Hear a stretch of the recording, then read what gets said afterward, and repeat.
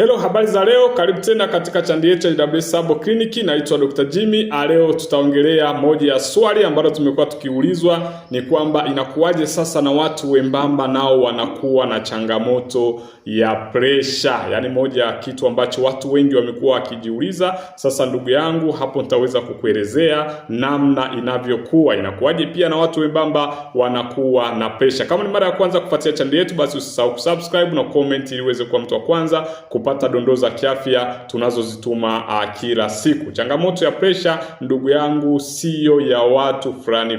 Changamoto ya pressure ni ya watu wote, haibagui jinsia, haibagui umbo, kama ni mnene au mwembamba. Ina sababu zake ambazo ni nje ya vitu ambavyo tunaangalia kama uzito au mzito mkubwa au uzito mdogo. Lakini pia kwa watu wenye uzito mkubwa wako kwenye nafasi kubwa ya kuwa na changamoto ya pressure kwa sababu ya ile mishipa yao kuweza kubanwa kirahisi. Sasa nitakuelekezeni namna ambavyo hata watu wagonjwa wale wembamba wanaweza wakawa na changamoto ya pressure. Cha kwanza unachotakiwa kufahamu ni kwamba pressure sio ugonjwa wa uzito, ni ugonjwa pekee wa mishipa ya damu. Kwa hiyo uzito sio sababu pekee inayopelekea mtu awe na changamoto ya pressure, ila mishipa ya damu ndo chanzo kikubwa kinachopelekea pressure. Kwa hiyo ile mishipa ya damu ikitokea imekuwa na itokea ikawa na shida, hata ikiwa kwa mwembamba au kwa mtu ambaye ana mwili mkubwa, moja kwa moja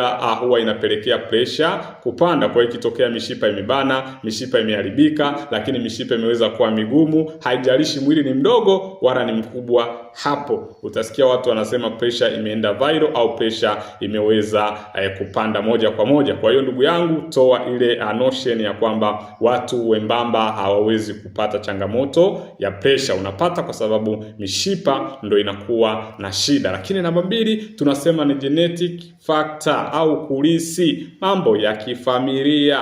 Kuna watu ambao ndugu zao wana changamoto ya pressure. Kuna uwezekano mkubwa hata wewe ukawa mwembamba lakini ukawa na changamoto ya pressure. Ni kwa nini? Kwa sababu mwili unaweza ukawa mdogo lakini mishipa inaweza ikawa dhaifu kiasili. Ndio maana watu ambao tumekuwa tukikutana nao tukiwaambia kwamba ukipata tiba sahihi unapona, ni kwamba tunachokiangalia ni moja kwa moja unatibu mishipa. Jamani, mishipa ndo kila kitu. Yaani hata kama wewe hapo unateseka na changamoto ya pressure, tibu mishipa. Yaani ukishatibu mishipa tu umemaliza changamoto. Ndio maana nilikuwa nikiwaambieni kwamba watu wengi tumekuwa tukisumbuka na changamoto za kiafya kwa sababu bado hatutibu chanzo cha tatizo. Ukiongelea pressure mishipa, sasa wengi wakiongelea pressure wanaongelea vitu vingine, wanatumia dawa za kwenda kupanua mishipa, za kwenda kufanya damu iwe nyepesi. Ndugu yangu, hiyo ni hatari. Ndio maana kila siku utatumia dawa lifetime lakini hautapata matokeo. Kwa hiyo hakikisha unatibu mishipa, na kama bado unateseka,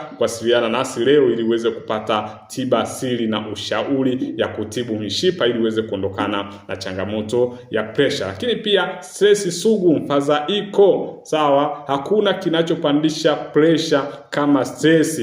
Kumbuka, watu ambao wana stress kwani ni wanene tu? Hapana, mtu mwenye stress, hata mimi naweza nikawa stress pamoja na uembamba wangu. Kwa hiyo ni moja kwa moja, hiyo haina uhusiano wa uzito mkubwa na changamoto ya udogo wa mwili na changamoto ya pressure.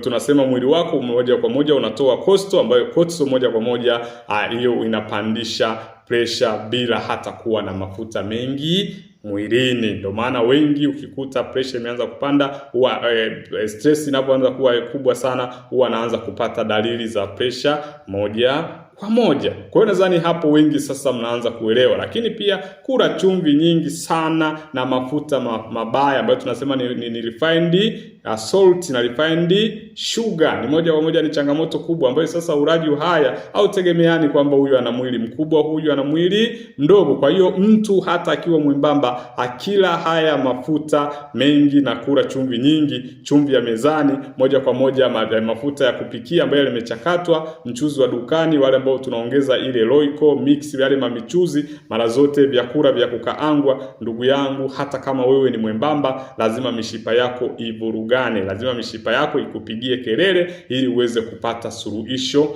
la moja kwa moja. Kwa hiyo hakikisha unaepuka hivyo vitu, unaepuka kula chumvi, lakini pia sukari na kula mafuta, lakini pia kunywa kahawa nyingi, soda na energy drink. Tena wale wembamba ndo wanaongoza kwa sababu hawafati baadhi ya vitu, hawafati baadhi ya miongozo kwa kujua wao ni salama. Ndugu yangu, haupo salama kama hautafata miongozo. Uwe na mwili mkubwa au mwembamba ni hatari kwa afya yako. Lakini kukosa usingizi, wengi hatupati usingizi wa kutosha, na maana miili yetu haipumziki vya kutosha. Ndio maana pia unakuta pressure imekuwa ikipanda mara kwa mara. Ni kwa nini inapanda mara kwa mara? Kwa sababu mwili wako haupati relaxation moja kwa moja. Ndio maana tumekuwa tukishauri hakikisha unapumzika,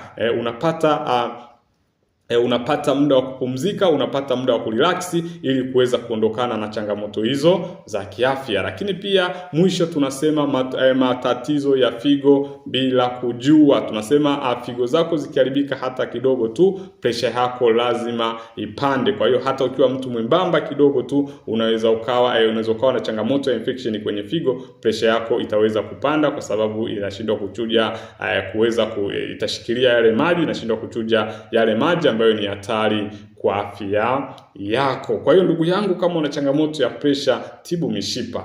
Yani pressure, tibu mishipa. Ukitibu mishipa utaondokana na changamoto hiyo kabisa. Kama bado unateseka, wasiliana na Dr. Jimmy leo kupata msaada zaidi. Kama ni mara ya kwanza kufuatia channel yetu, basi usisahau subscribe na comment ili uweze kuwa mtu wa kwanza kupata dondoo za kiafya tunazozituma kila siku. Karibu na Mungu akubariki.